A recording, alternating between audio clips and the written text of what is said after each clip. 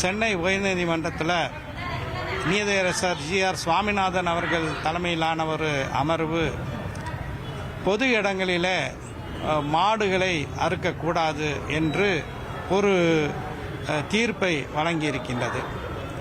பொது இடங்களில் யாரும் மாட்டை அறுப்பதில்லை, பசுமாட்டை அறுப்பதில்லை.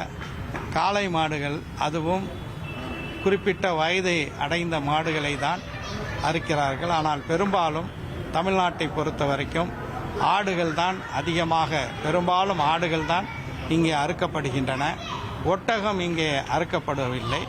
அரசமைப்பு சட்டத்தினுடைய 25வது பிரிவு இந்தியாவைச் சேர்ந்த யாரும் தங்களுடைய மதத்தை பின்பற்றவும் கடைபிடிக்கவும் அதை பிறருக்கு எடுத்துரைக்கவும் உரிமை அளித்திருக்கிறது.